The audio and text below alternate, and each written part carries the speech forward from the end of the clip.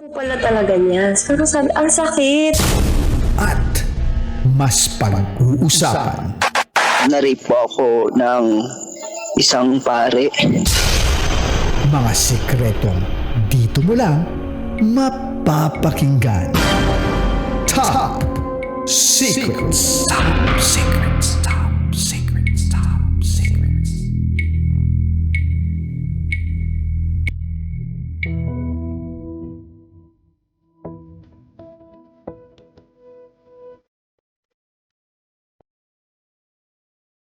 Good evening, Luzon, Visayas, Mindanao, Metro at Mega Manila.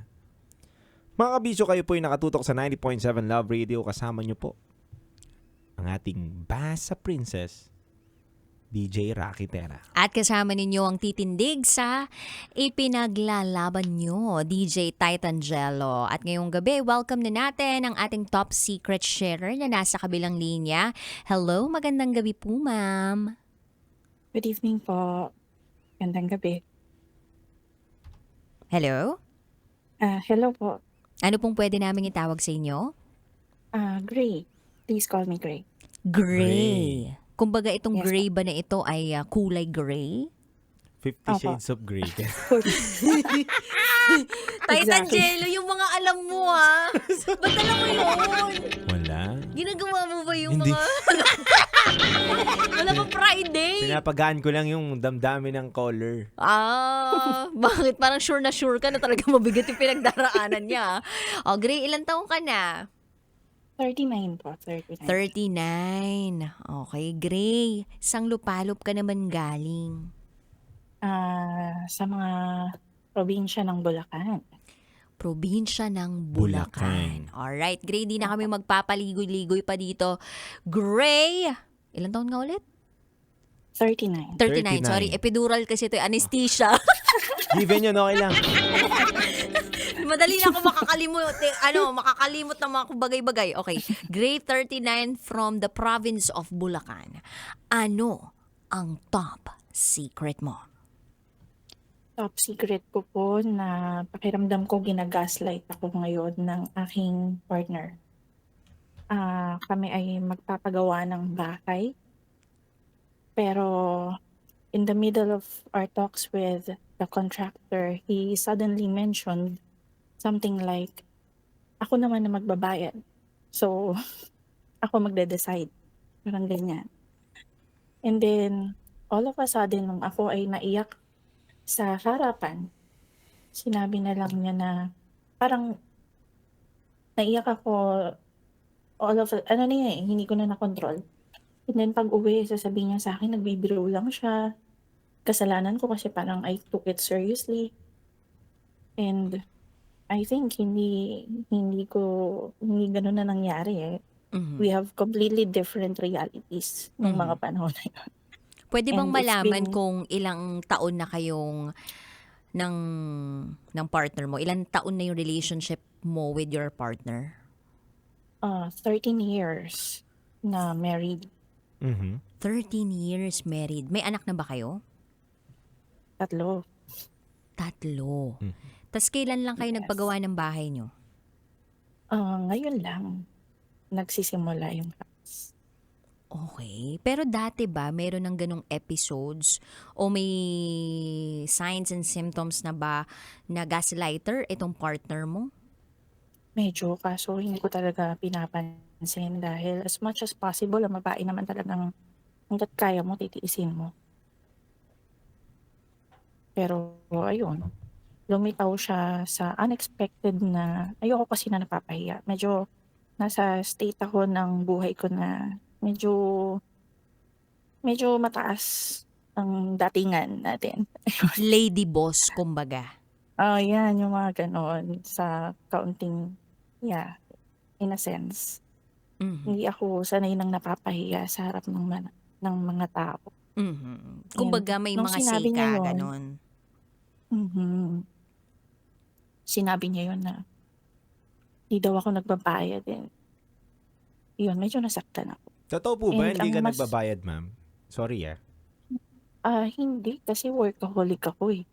Ang naging sistema kasi namin is ako ang everyday means ng expenses like food, groceries, kuryente, tubig, that's me. Kasi medyo tight siya sa money. So, magaling siya sa finances. Mhm. And never naman kami nagkaroon ng problema sa pera. Whenever I need money, I will just tell him. Mhm. And hindi ako nakarinig ng masama at all. And itong mga huli lang parang nagkakaroon kami ng issue sa pera. Tipong both of us are earning well kung tutuusin. Itong mga huli parang napapansin ko na kahit na maliliit na bagay hindi na ako sinisharean. Yung kahit na ini-insist ko na mag-share ka naman, hindi talaga nagshi-share.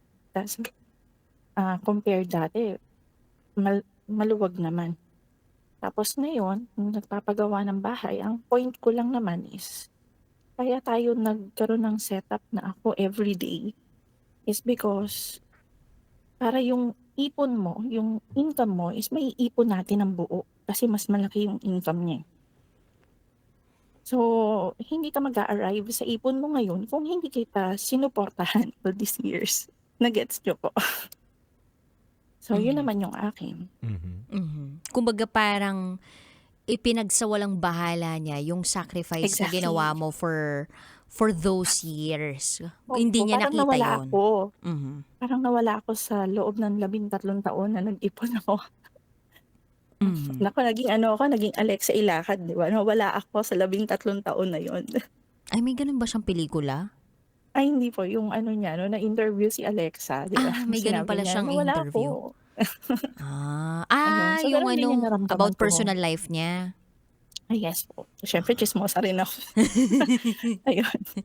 Okay. Alam mo, habang pinapakinggan namin yung mga words na lumalabas sa bibig mo, parang parang feeling ko meron pang mga nangyayari behind the scenes, no, na baka hindi mo pa nababahagi sa amin. Ito bang asawa mo ay true to you? Meron ka bang Mhm. napapansin na hindi okay sa kanya these past few days? Pinagdududahan mo ba siya? Or ikaw ba? Meron ka bang ibang activities? Actually, wala, wala na. Dahil nagkaroon kami ng maraming trials na talagang hindi naging faithful yung isang party. Pero, kumbaga natapos na yung ano na yun sa edad namin 39. Siya ay nasa 40, mga late 50s, mga late 40s na. So, natapos na yung ganong sa tingin ko. So, ngayon kasi nag-travel ako ng sunod-sunod nitong mga huling buwan. Pinagbigyan ko yung sarili ko mag-travel sa Japan, sa Singapore, halos walang pagitan. 2 months lang yata yung pagitan.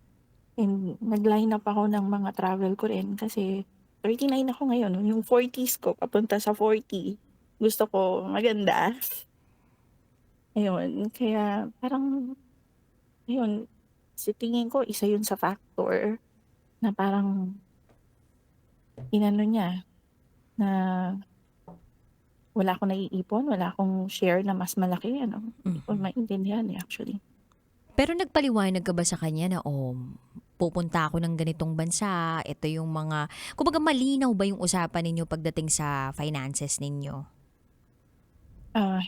Sa totoo lang, now that I think about it, hindi po malinaw yung usapan namin sa finances namin kasi we started na halos walang-wala.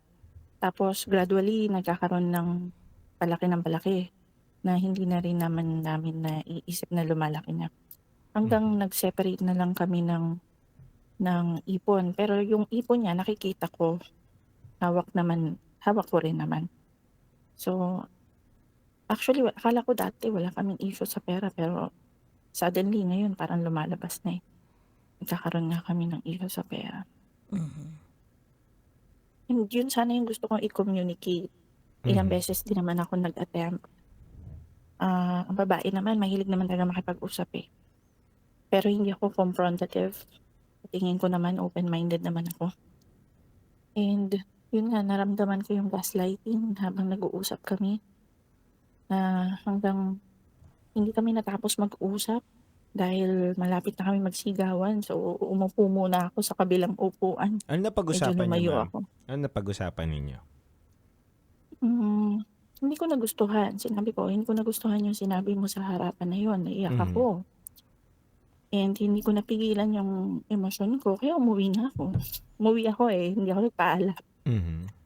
Nasa cafe kami noon. Tapos nag-uusap kami. Kasama yung contractor. Napaiyak ako nung sinabi niya yun. Eh, feeling ko napaiyak ako. Tapos, Di, after nga yun, yung nag-usap na kayong dalawa, anong sabi niya sa'yo? ayan, nung nag-usap kami, sinabi ko sa kanya, hindi ko nagustuhan yung sinabi mo. Tapos sabi niya, biro lang naman yun eh, masyadong seryoso. Parang ano naman, sa susunod, hindi ko na iiwasang, parang iingatan ko na makipag-usap sa'yo. Yun, isa pang sa akin, Mhm. Parang nakapagpa-trigger sa akin. Nagpantig yung tenga mo, Oo, sinabihan ka ng yun. ganun. Kasi in the first place, di ko naman sinabi sa'yo na sinisisi kita kasi sinaktan mo ako, ganyan-ganyan. Sinabi ko sa'yo, nasaktan ako.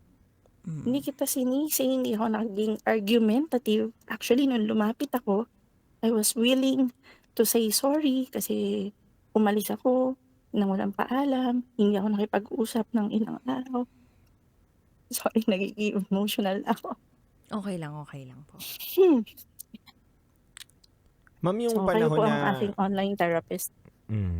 Ma'am, gusto ko lang malaman. First time niya ba itong ginawa sa'yo? Maraming beses na. Tama yung tinatanong ni Rocky kanina eh.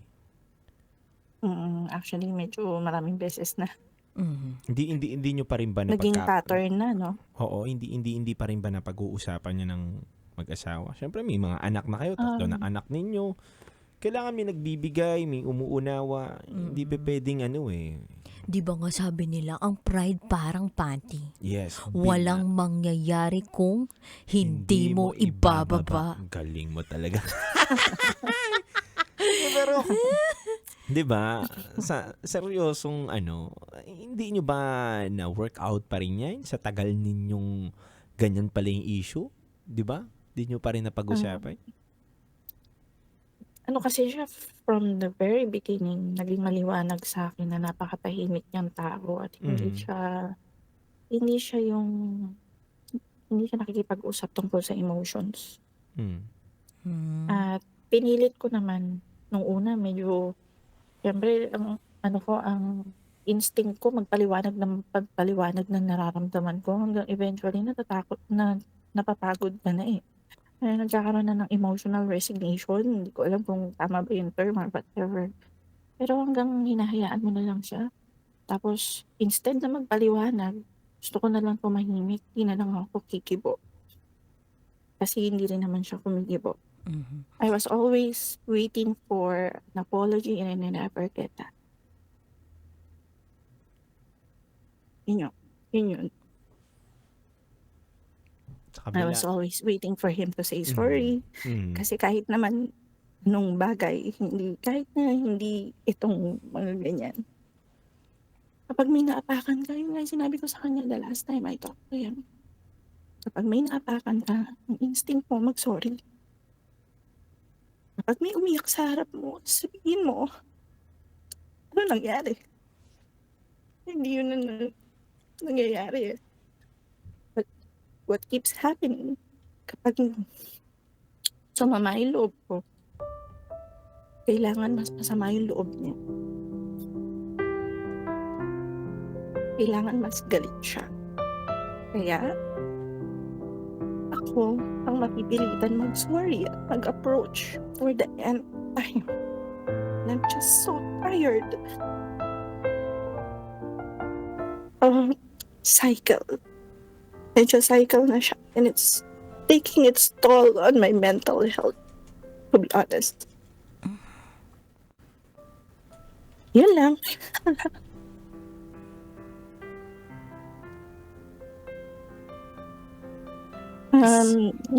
Naniniwala naman ako na okay siya, na mahal naman niya kami.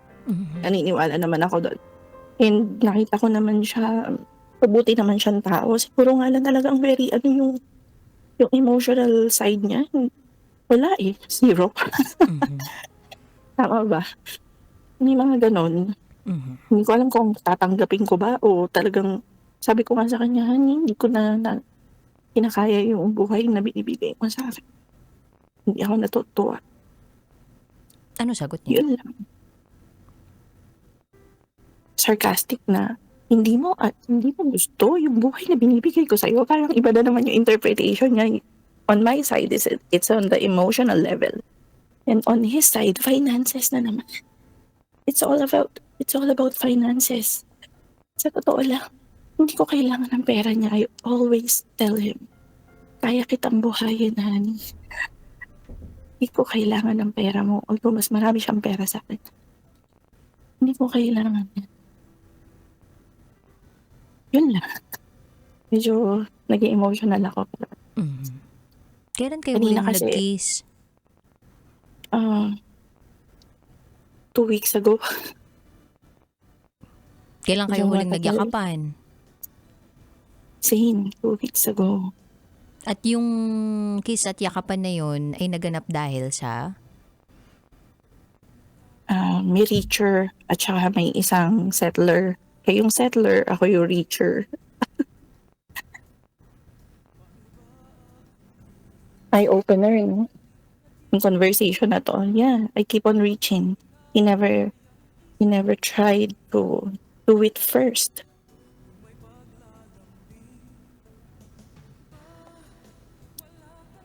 Anong balak mo ngayon? Um, eh,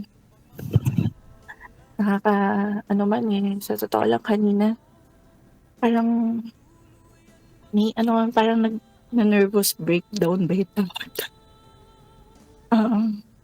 Talagang may pakiramdam ka na gusto mong, sa tingin ko, most probably it's nervous breakdown. Dumating ako sa point na yun. Wala akong magawa. Pero alam ko sa isip ko, maliwanag na parang ayoko na. Hindi ko kayang tumira doon sa bahay na yun. Habang sinabihan ako na wala akong pera doon. Nawala yung excitement ko. Samantalang excited ako sa bahay na yun. Kasi maliit lang yung bahay namin na yun eh. Nakikitira pa kami sa mama ko. So, actually patay naman na yung mama ko. Akin na to. Pero, kumaga hindi ito yung bahay namin. Excited ako na magkaroon kami ng sariling bahay. Nawala lahat yung excitement ko. Ayun. Wala naman ako iniisip na hiwalayan kasi naniniwala naman ako na kapag may problema dapat inaayos, hindi hiniwalayan. Pero sa ngayon talagang sobrang nasaktan yata ako. Ayoko mag-reach. I don't want to do it again and again and again na naman. Ayoko na nun. I want it to stop here. Pero Gray, tingin mo, tama bang desisyon yan? Kung sarili nyo lang parehas ang iisipin ninyo, hindi yung mga bata. As we're still doing the same things with the kids. At sa tingin ko, wala pa silang masyadong napapansin na hindi kami nag-uusap. Kasi nag-uusap naman kami pagka may punta ka doon. Mga ganon, little things. Pero yung cuddling, holding hands, talking to each other like we used to, like yung morning coffees, we don't do that.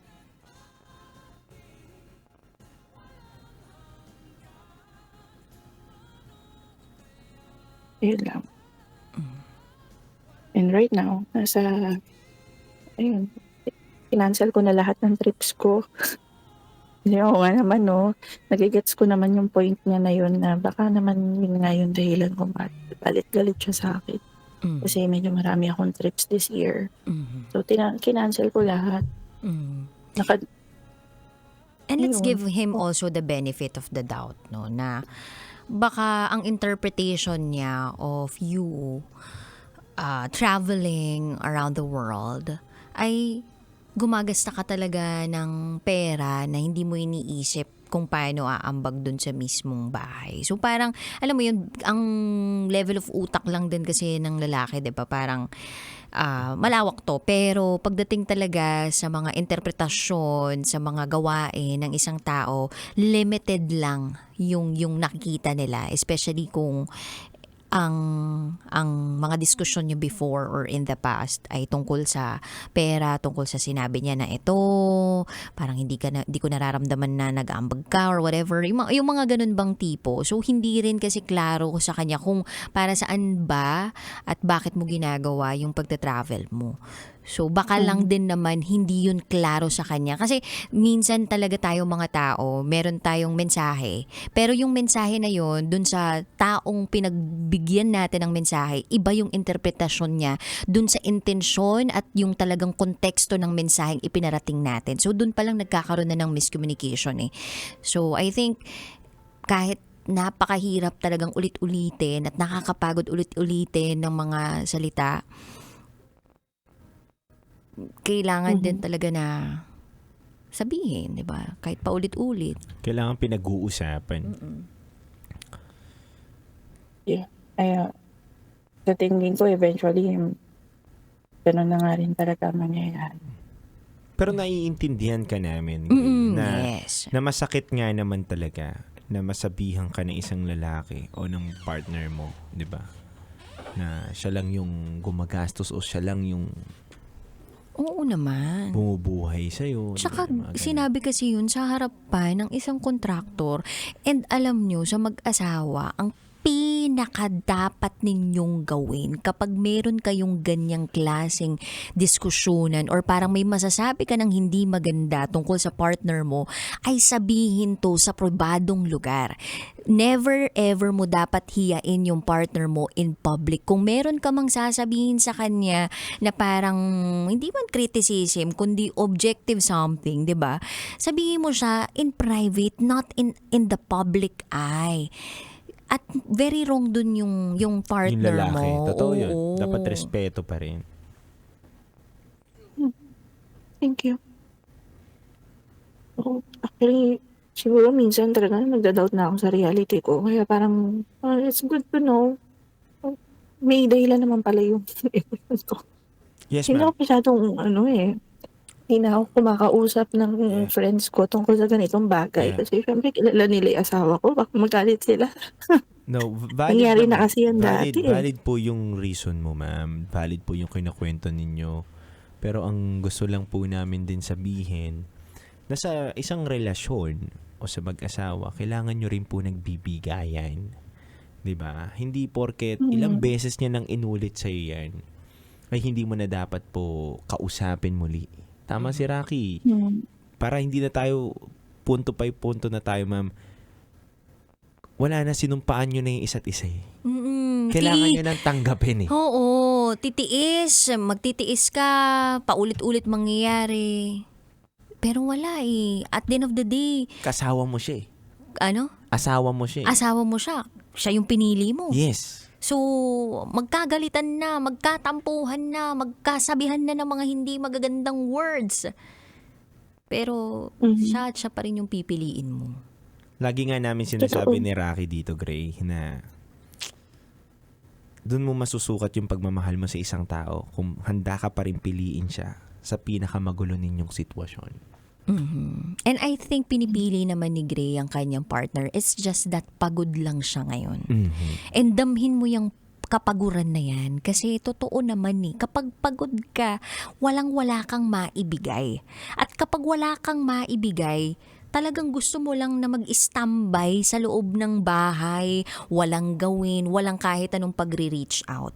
And take your time. Kasi nasaktan ka at patuloy kang nasasaktan, lalong-lalo na kung hindi naman nanghihingi ng kapatawaran yung taong naka-hurt ng feelings mo. Nagsasalita ka lang naman tungkol sa kung paano kanya nasaktan pero wala man lang apologies, 'di ba? Or no apology at all.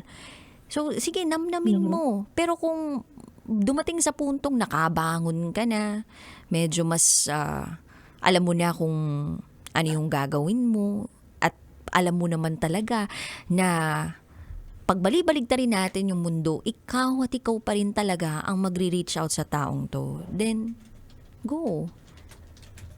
Pero magbigay ka din talaga ng magandang ultimatum sa kanya. Sa oras na ganito, ganyan-ganyan, hindi na ako magdadalawang isip na ipangalan sa akin yung bahay. Mga ganun.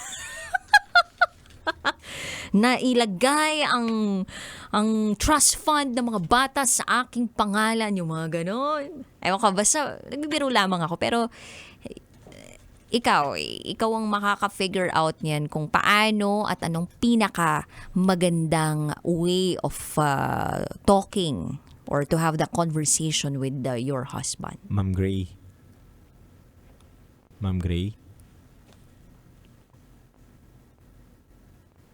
Nandiyan pa ba si Miss Gray? Nawala na ba siya? Reconnecting daw. Reconnecting. Ngayon pa tayo nawalan ng signal. Ay, tayo ba yan o si Miss Gray? Baka si Miss... nandun yung asawa niya. Hala, ngayon bigla pumasok sa tapos nagyakapan na sila, dude. Mhm. Tapos bukas, pinagtimpla na ng kape. Ayan na. Pero mahalaga din, dude, yung everyday, masabi mo sa partner mo kung gaano mo siya kamahal. Yes. Na parang nag-I love you ka, nagpapakita ka ng act of love. Totoo. Pag hindi kasi, parang nagkakaroon ng distance, kahit na lagi kayong magkasama, parang nagkakaroon kayo ng distansya. Especially kung yung relationship ninyo ay tumatagal na. Tama. Yung 13 years na yun no? Ano ba naman yung non-negotiables? O kapag aalis ka ng bahay, pupunta ka dumating ka galing trabaho, halikan mo ko at magsabi ka ng I love you. Diba? Yung mga ganon. Mahalaga yun. O, tsaka yung mga kulitan, diba? Mahalaga pa rin yun. Dapat lagi pa rin buhay ang inyong mga pag-ibig sa isa't isa. Totoo. Nandiyan na, bumalik na ba? Wala na siyang babalikan. Wala na. Connecting. Baka na Ayan. to na Ikaw, asawa Dude, niya. anong masasabi mo sa kalagayan ng caller natin kanina na si Gray? Para sa akin, hindi kasi talaga biro ang pagpapakasal, ang pag-aasawa at pagkakaroon ng anak. Napakahirap, kabisyo. Ba't ko nasasabi nga pala yun? Dude, kasi, tanggap ko naman. Charot! Mahirap yan. Yan yung pinakamahirap na bagay. Di ba nga sabi nga ng matatanda, ang hindi daw dapat iniiyakan ang mga patay. Ang iniiyakan ay yung nagpapakasal. Kasi dun daw nakikita yung hirap na pagdadaanan ng mag-asawa. Yung mga decision making, hindi na isa, hindi na yung sarili mo yung iniisip mo, kundi dalawa na kayo. At hindi lang yun, lalo na kapag may anak na kayo, 3 na kayo. So dapat laging hindi lang pang sarili mo ang desisyon mo, pag-iisip mo, kundi pati na rin sa pamilya mo. Yes. Hindi ka pwedeng basta-basta nagdidesisyon. Totoo naman. Mahirap, madali, hindi rin pwedeng basta-basta kang sumuko dahil nga nagsumpaan na kayo. Mahirap Kaya dapat may paninindigan at dapat yakapin niya yung ano man yung ugali ng asawa niya. Kasi walang ibang iintindi sa asawa niya kung hindi pamilya nun at saka siya. Dapat siya na yung number 1. Ganun yun Ako ang paniniwala ko, ang ugali ng isang tao hindi mo na mababago. Ang ugali ng pag-asawa mo, ng nakilala mo, hindi mo na mababago yan. Kasi iba yung kinalakihan niya, iba yung magulang niya, iba rin yung magulang mo. Pero dapat tanggap nyo yung isa't isa kung nagpakasal kayo. Mahirap baguhin yung sasabihin mong ano. Pero naniniwala din ako na onti-onti, kung talagang gustong patunayan ng tao sa iyo na mahal ka niya, onti-onti niya babaguhin yung mga bagay na kinakaayawan mo sa kanya. Yes. Hindi madali yun Kasi nga Oo. kinasanayan niya yun, pero onti-onti. Dapat may pasensya ka at may pasensya rin siya. Magpapasensyahan kayo. Dude, ang ganda ng sinabi mo na unti-unti babaguhin niya yung mga nakasanayan niyang pag-uugali. Kasi, di ba nga, sa isang relasyon, it's like, sa 10 hakbang mo papunta sa kanya, dapat siya magbigay din ng 5 para magtagpo kayo sa Magtagpo gitna. kayo sa At ang tawag doon ay compromise. Yan. Hindi pwedeng isa lang yung laging nagsasakripisyo at yung isa lagi lang sagana. Hindi rin naman pwedeng yung isa lang yung laging pagod na pagod. Dapat kayo nagtutulungan. Tama. Teamwork ang tawag dito. Teamwork. And dude, na-realize ko na sa buhay mag-asawa, may mga titiisin ka rin talaga. Titiisin mo yung baho ng utot niya, yung mga Dami, ganon. dami, diba? Pero isa sa mga titiisin mo ay yung pag-uugaling hindi mo gusto. Pero yung pag-uugaling hindi mo gusto, yun nga, kailangan mo rin talagang i-verbalize eh. Dude, alam mo, merong libro na ang title ay Men Are From Mars, Women Are From Venus. Dito sa librong ito, nakasaad doon na iba talaga mag-interpret ang lalaki sa babae. So for example, ang lalaki ay nanahimik bigla after the conversation. Hindi ibig sabihin no na hindi ka na niya mahal at hindi ka na niya gusto. Minsan gusto lang talaga niya ma-feel yung self niya. So pupunta siya sa man cave niya. Yes. Ang interpretation ng babae doon, hindi niya na ako mahal, hindi niya na ako gusto. Diba? Tapos, same goes naman sa mga lalaki. Ang akala nila okay na sila with the girl. Pero hindi nila alam, hindi pa pala talaga sila okay. Kumbaga, nung siguro binigyan niya lang ng tabo, ganyan, no? Kaya timba, gano'n. Parang yun na yung peace offering ng lalaki, hindi niya na verbalize na sorry ha, mahal na mahal kita. Walang ganong verbalization. Yes. Pero, inuwian ka pa rin sa bahay. Yes. Diba? Tumabi pa rin sa'yo matulog. Niyakap ka pa. Niyakap ka. Tinapik ka sa braso mo. Sa kanya, big move na yon and a way of saying sorry, apologies.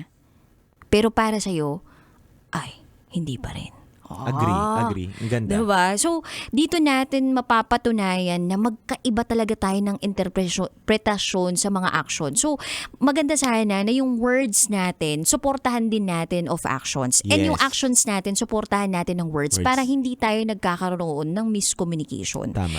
Kasi kapag dumami yung mga miscommunication doon sa isang relationship, nagkakaroon ng resentment. At Tama. itong resentment na to, pag nag-build up sa isang relasyon, dude, dito na talaga yung parang ayaw mo na sa partner mo. Totoo. And you don't want that to happen. Na kapag ayaw mo na yung partner mo, na parang ito pa ba yung taong gusto kong piliin araw-araw? Pag yun yung tinatanong mo pa sa sarili mo araw-araw, kabahan ka. Pero balikan mo lahat ng mga aksyon ng partner mo at the same time na ikaw. Naging open ka ba? Naging open ba siya? Nagtugma ba kayo ng mga meaning and interpretation sa lahat ng mga aksyon ninyo? Kung hindi, may mali kayo pareho. Tama. And kailangan nyo i-embrace yun and i-work out. At wag na wag ninyong ipapahiya yung partner ninyo sa maraming tao. Kung magko-correct kayo in private always. Agree. Wala na akong dapat pang sabihin. Kasi mag-overtime na tayo. Ganda. Totoo yun ha. Agree ako dun. So, mga kabisyo, maraming salamat po. Kayo po ay nakatutok sa 90.7 Love Radio. Kasama ko po ang nag-iisang basa princess natin, DJ Rakitera. At kasama din po natin ang titindig sa mga ipinaglalaban ninyo, DJ Titan Jello. Mga kabisyo, muli, ito po ang #1 radio station, Metro at Mega Manila. At nakatutok po kayo sa aming programang Rocky Secret Files with Titan Jello at Top Secret. Oras na muna natin sa buong kapuluan, 12:19 AM. Handog po naming awitin sa inyo by MYMP. Huwag mo nang itanong. Metro's #1 Love Radio. Basic!